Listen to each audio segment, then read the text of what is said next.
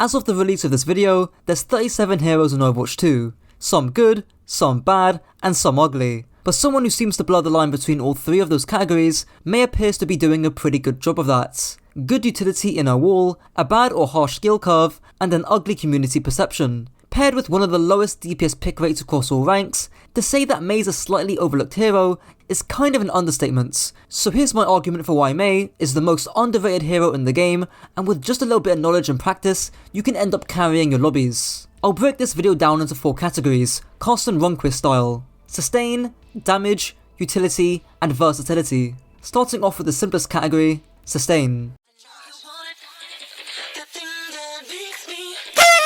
Mei certainly has a lot of that, especially in the DPS category, with only 3 heroes with comparable or higher health pools than Mei, being Reaper, Torb, and Bastion, with only Reaper having any form of self-heal and Torb having added temporary HP. Mei is one chunky gal, but even then, her hitbox is pretty generous to be honest. While she certainly hasn't got the smallest hitbox in the game, it's much smaller than Bastion, and I'd probably say smaller than Reaper's too. Torb's hitbox is also quite circular, meaning it's quite easy to headshot him. Not to mention, I would like to compare Mei's hitbox to Wife Lever's, but he's so trash that he's worthy of an entirely different video. Unfortunately, sustain hasn't really got too much depth or nuance to it, unlike some of the other categories. But Mei's added HP and self-heal, thanks to her cryo freeze, can make her more forgiving in the eyes of a new player, and a more broadier, tougher alternative in the eyes of a more experienced player. If you're playing soldier and getting run over by a dive composition, then a hero like Mei certainly has some tools to not only survive, thanks to her sustain, but also fend off that threat with her wall too, but I'll save that for the utility section.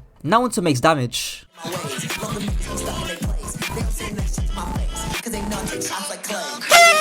Mei's raw DPS doesn't appear too high, either on her frost mode or on her icicles, only dealing 100 flat DPS on her freeze or dealing 94 DPS on her icicles. For reference, heroes like Cassidy deal 140 DPS, Torbjorn deals 127, Sojourn deals 126, and Soldier deals 162, so quite a drop off. Now I do know the devs stated that she's getting a small rework or a change to her gun. A smaller thing, I wouldn't call it a rework, but a shift for Mei's primary fire. You're not going to freeze another hero entirely, but you build up to a bigger moment of that slow.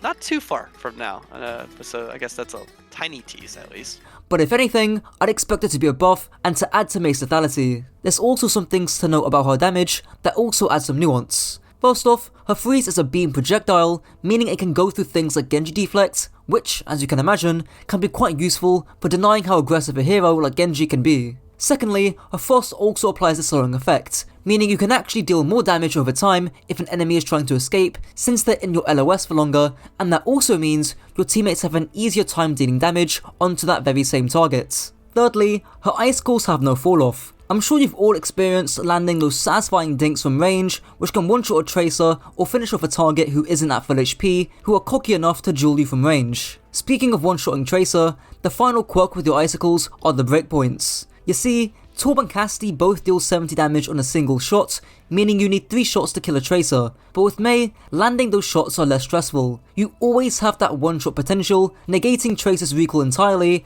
and coupled with your added sustain over someone like a Cassidy, and all of a sudden, it's not the end of the world if you're dueling a Tracer.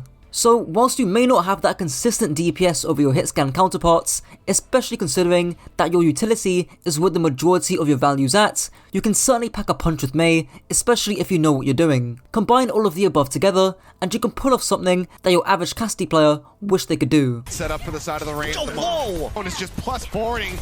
No fear whatsoever. He gets ultraviolet as well. Catches it mid-leap. I'll refer back to this clip in the versatility section. Now onto the biggest part of Mei's appeal, her utility.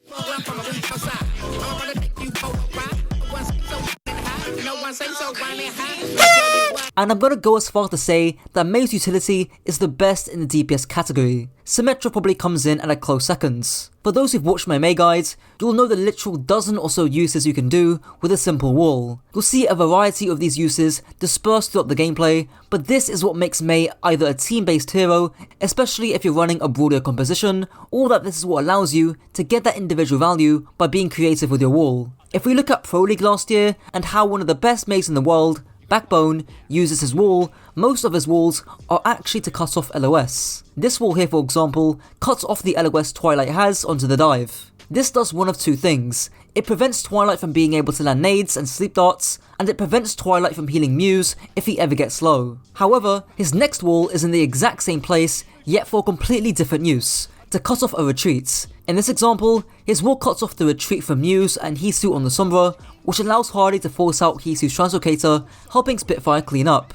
On the next map, we still see more world-class wall usage. Here, in first fight, Backbone's wall completely cuts off Twilight from the rest of Defiance. Unfortunately, I believe Hardy gets hacked or he gets stuck in his Fire Shock animation, meaning he can't put up his shield, so he eventually dies, but the wall usage here is still top tier. And again, next fight, we see another amazing wall from Backbone. Muse jumps in on the Winston, and Twilight is again completely cut off. No nades, no healing, no sleep dart, no nothing.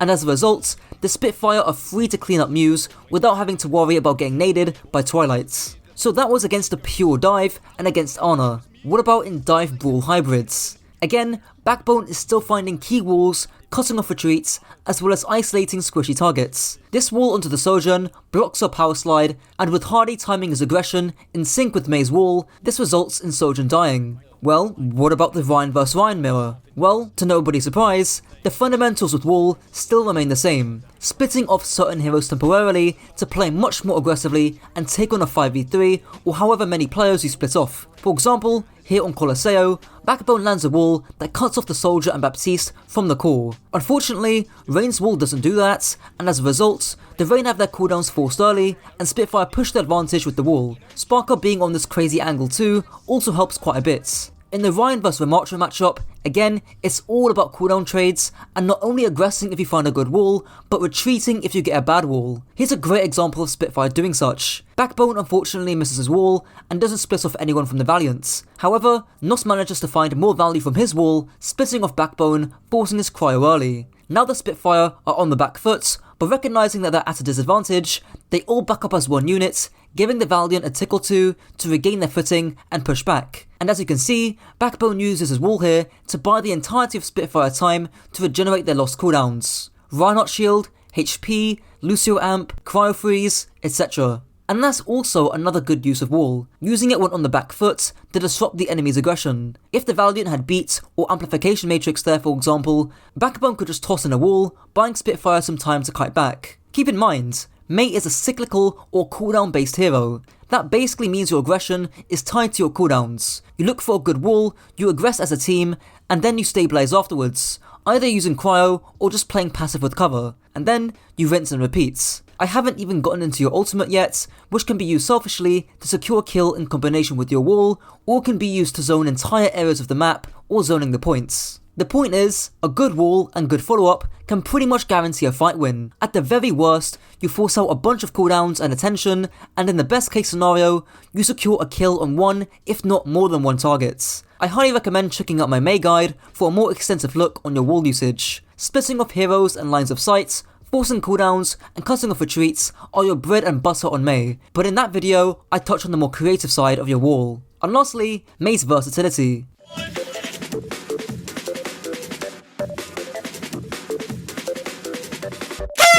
It's really this category that I think a lot of players struggle with Mei on. A lot of people, myself included, kinda look at Mei like a brawl-only hero. In essence, you only play her on Lijiang and Colosseo. And whilst there may be some truth to that at the pro level, I still think on slightly more open maps like New Queen Street, Rialto, some areas of King's Row too, she's still a viable pick. Because Mei I think is quite a versatile hero, it's probably best to look at where you wouldn't pick Mei. Here's a good example in King's Row. Usually, Mei's actually pretty good on all 3 points, but as you can see here, both the London Spitfire and the LA Valiant decide to swap off the Mei. So why is that? Well, one word, mobility. King's Row 3rd point has 2 really important pieces of high ground that heroes like Genji and Hanzo, thanks to their wall climb, can easily attain. So when maps are normally covered in a bunch of high ground, like Paraiso, Dorado, and Esperanza, then Mei might not be the best pick. However, that's not to say that you can't get any value on her or that she's somehow a bad pick. If your team are running Lucio Hanzo,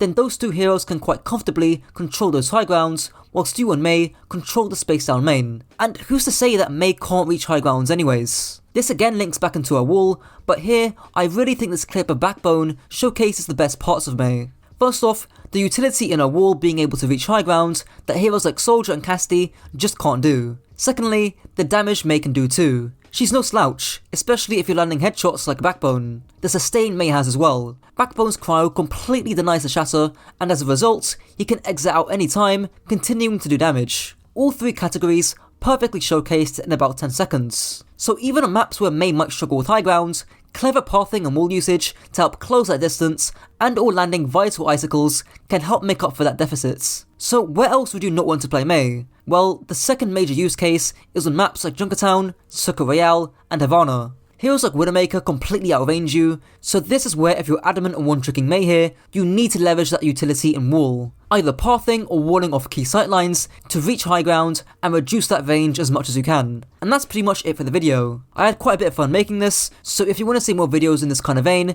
do let me know down below. Until next time.